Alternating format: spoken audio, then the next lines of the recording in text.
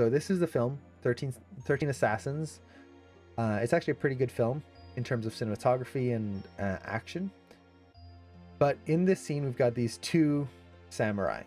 They've just had a long day. They've been fighting for a very long time. They're tired.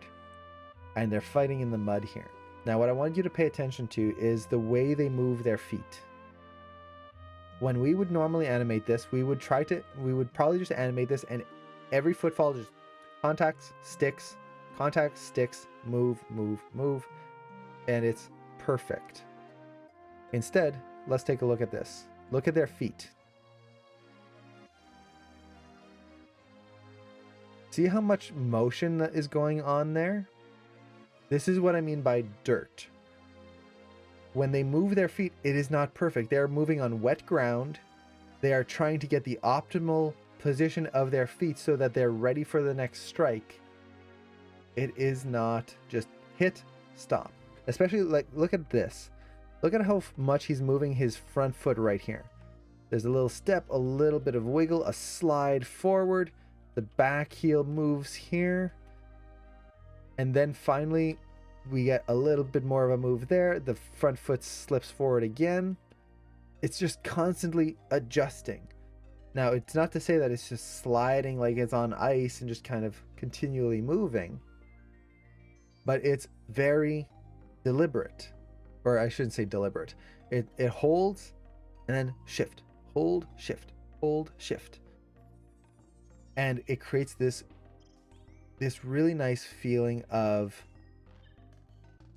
imperfection. Even though this is a master samurai, he knows what he's doing.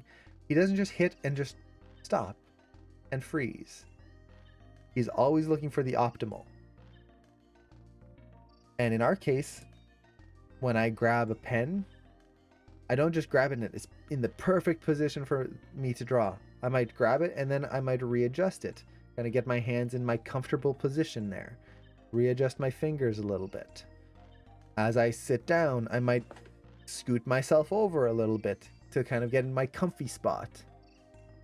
There's going to be little adjustments that your character will do.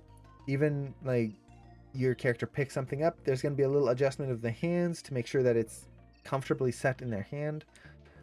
If you start adding these kinds of things, it really makes your shots more interesting. So look for those elements. Even here, like, look at this. If you look at their hands don't really move that much on the sword. Not much at all, really. But do you notice that? Do you see the thing that this guy just did on his on the handle of the sword?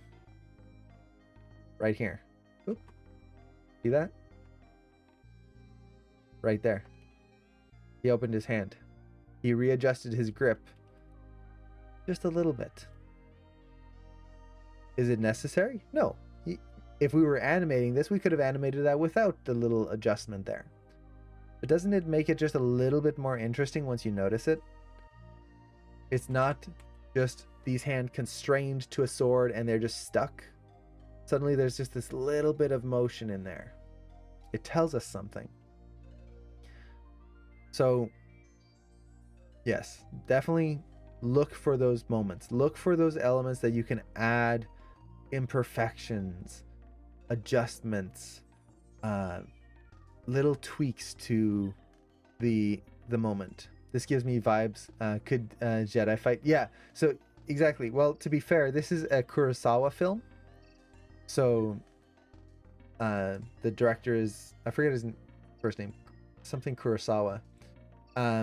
His films were the inspiration for the original Star Wars. So he made the Seventh Samurai film. Seventh Samurai was a huge inspiration for Star Wars.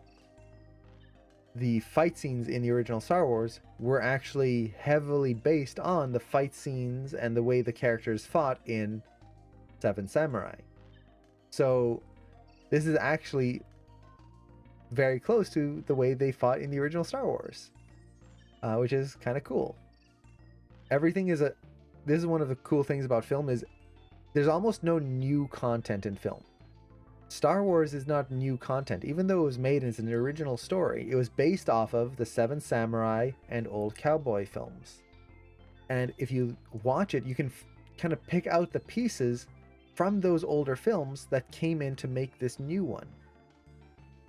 Is that bad? No. As long as we're paying homage to it and not just copying, it's okay to take something from before and make something new out of it. That's all comedy. That's everything. Everything is based on something else. Akira, yes. How can I forget Akira? Akira Kurosawa. Yes, thank you so much. So yeah, it's really cool. I watched this film, and especially this moment here when I saw it, it's like, man, that's really cool. I like this. You can even see it on this foot down here. It kind of comes up, and there's this little like tapping almost of the toe as he's reaching forward, and then he puts his weight down onto it. Let's see. What I love about Disney animation style is that these imperfections are included, but toned down compared to real life. Yes. For example, when a character eats something, it might put a stain around their mouth, but when they wipe the stain off with their hand, they do it in one clean motion. Yeah, so it's...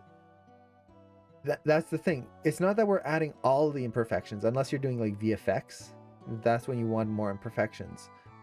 But having those in there, occasional imperfections, a character sitting down and readjusting, eating, and it's not just the perfect bite that doesn't like drip something or like stain their mouth.